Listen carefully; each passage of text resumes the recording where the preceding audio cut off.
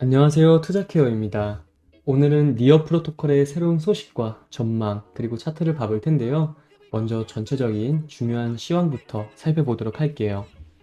네, 2022년 11월 암호화폐 시장을 떠들썩하게 만들었던 FTX 사태 기억하시죠? 미국 법원에 파산을 신청했던 글로벌 가상자산 거래소 이제 FTX의 고객들이 그동안 묶였던 자금을 돌려받을 수 있는 전망입니다. 그 당시에 이제 FTX의 파산은 정말 큰 충격이었죠. 세계 3위 거래소로 이제 특히나 국내 투자자들도 굉장히 많이 이용을 했던 거래소라 저도 한때 이용을 했었던 적이 있었고, 그만큼 암호화폐 투자하시는 분들에게는 모를 사람이 없을 정도로 규모가 컸었고, 그런 대형 거래소가 파산을 한다니까 충격은 어마어마했었죠. 당시 FTX의 자회사 알라메다 리서치로 투자를 받았던 솔라나도 그 당시 이제 덩달아 충격을 받아서 이제 휘청을 벌였으니까, 따라서 파산으로 자금이 묶였던 분들은 정말 길고 긴 시간이었을 텐데 드디어 FTX에서 이제 공식적인 발언이 나왔습니다. 거래소 이용 고객 포함 이제 채권자들에게 파산 당시 예치금의 이제 118%에서 142%를 되돌려주는 내용이 담긴 기업 회생 계획안을 미 델라웨어 파산 법원에 이제 제출했다고 밝혔고, FTX는 자체적으로 보유했던 가상자산이 최근 급등하면서 고객들에게 돈을 나눠주고도 남을 만큼이 된 것으로 이제 파악이 됐다고 전하면서, 법원이 회생 계획안을 받아들여 보상안이 확정이 되면 고객들은 이제 청구 가치의 이제 최대 142%를 회수할 수 있을 것으로 보입니다. 고객들은 청구일로부터 전액 지불될 때까지 미지급 부분에 대한 이제 9% 수준의 이자를 받게 될 수 있을 전망으로, FTX는 확정 후 60일 이내 채권자들에게 자금을 돌려줄 계획입니다. 하지만 조금 아쉬운 부분은 파산 신청 시점의 달러와 현금 가치를 기준으로 보상금 책정이 되기 때문에 최근 오른 차익에 대해선 반영을 안 한다.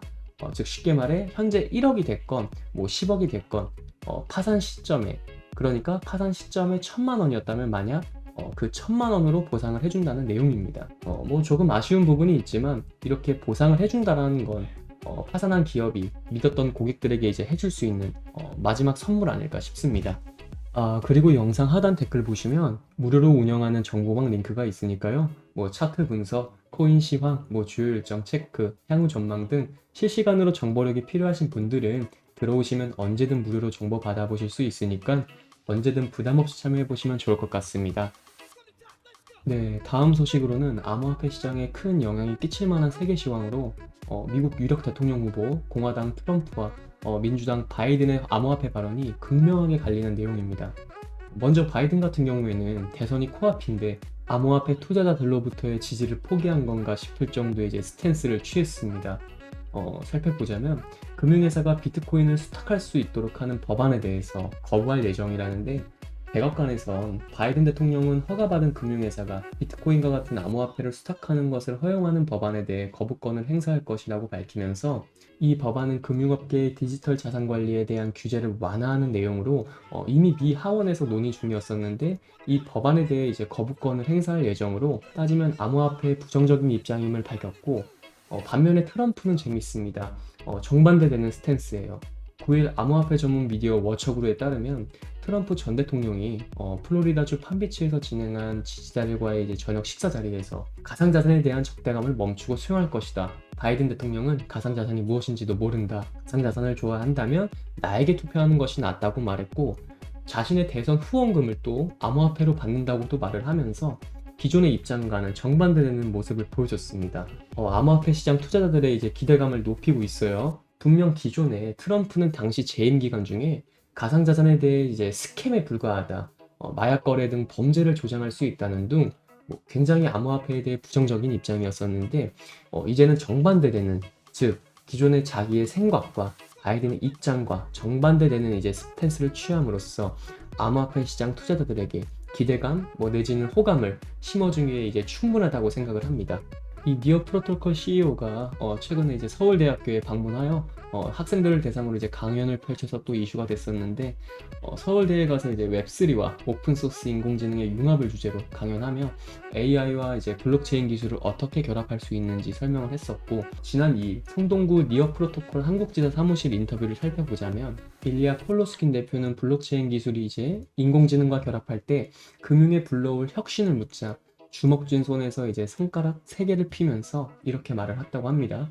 이미 중국 칭화대의 한 개발팀이 자연어 명령어를 입력해 AI의 디파이 업무를 시키는 기술을 선보였다며 첫 번째 사례를 들었고, 칭화대 팀은 수익률이 극대화하도록 코인을 거래해줘나 이율이 가장 높은 거래처를 알려줘. 이런 명령어를 입력하면 AI가 그에 맞춰 실제 디파이 업무를 실행하는 서비스를 구현했다고 소개를 하면서, 이어 더 나아가 인간을 대신해 스스로 결제와 투자 등 금융업을 수행하는 새로운 형태의 AI 기반 자산이 생겨날 것이라며 지능형 자산의 개념을 설명을 했습니다. 그리고 이러한 지능형 자산이 속출하면서 더 많은 금융시장이 새로운 문을 열도록 촉진할 것이라고 전망을 했다고 합니다. 네, 다음은 니어 프로토콜의 차트를 살펴보자면, 단기 이평선들이 모두 지금 현재 중장기선 위에 있는 정배열의 모습으로 깔끔한 상승 추세를 타고 있다. 최근 단기 이평선이 다시금 골든 크로스를 되찾아줬기 때문에 상승 추세가 강하다 판단이 되고, 최근 지속적으로 11,000원 저항선에 부딪혀 뚫지 못하고 떨어지고 올라가고 떨어지고 올라가고 반복 중이지만, 저점은 높아지면서 고점은 그대로인 어센딩 트라이앵글 패턴을 생각을 해볼 수가 있고, 그렇게 된다면 상승할 가능성이 훨씬 크다.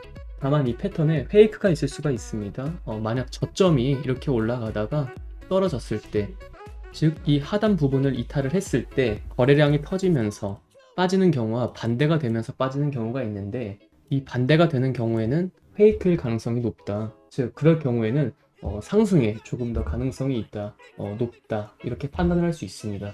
다만 언제나 100%는 없기 때문에 가능성이 조금 더 높은 곳에 저라면 판단을 할 것이고, RSI 같은 경우에도 현재 이 거래량은 조금 애매하지만 RSI는 같이 상승을 해주고 있기 때문에 상승 확률이 조금 더 크다고 생각이 됩니다. 만약 상승을 한다면 11,000원을 뚫어주고 그 위로는 매물대가 적기 때문에 13,000원 부분까지는 뚫을 수 있을 것 같고, 그렇지만 상승 힘이 얼마나 붙는지를 중요하게 볼 것 같고, 이 말인 즉슨 거래량이 얼만큼 터지면서 상승을 해주는지, 그걸 중요하게 볼 것 같습니다.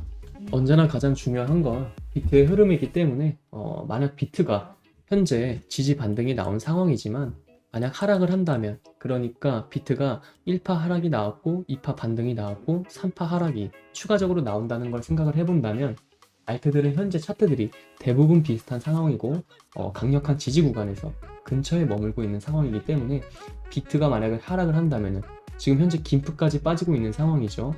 이런 상황에 지지를 받지 못하고 같이 깨질 테고 저점이 갱신이 될 것이기 때문에, 매번 강조하지만 이 대장인 비트코인의 흐름과 비트 도미넌스의 방향 너무 높습니다. 비트 가격은 방어를 해주면서 비트 도미넌스는 빠지는 모습, 50% 미만으로 떨어지면 너무 좋겠고, 그 다음은 김프, 이 김치 프리미엄도 붙어주면서, 이 말인 즉슨 국내 매수세가 붙어주는 거기 때문에 그런 모습이 보여야 하고, 이더리움 도미넌스와 알트코인 도미넌스가 상승을 해주는, 이 말인 즉 알트에 수급이 붙는다, 즉 매수세가 붙어주는 모습이 보인다라는 전제하에 전체적인 세계 시장 상황과 중요한 것이 경제도 어떻게 흘러가는지, 예를 들어 전쟁 리스크, 연준의 방향성, 다음 주에는 또 연준이 굉장히 중요하게 생각하는 수치죠.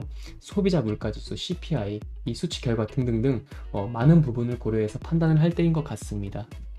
이렇게 종합적으로 최신 이슈와 차트를 살펴봤고, 마지막으로 암호화폐 매수를 준비 중이신 분들은 여러 가지 정보를 취합해보면서 상승 이유와 흐름을 보고 진입을 하시면 좋을 것 같습니다.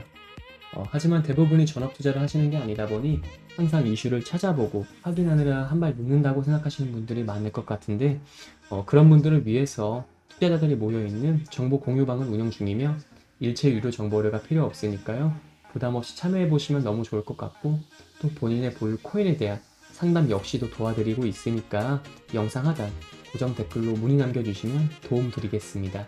항상 구독자분들과 같이 토론하며 유익한 소통 채널이 되고 싶습니다. 많은 참여 부탁드립니다. 감사합니다.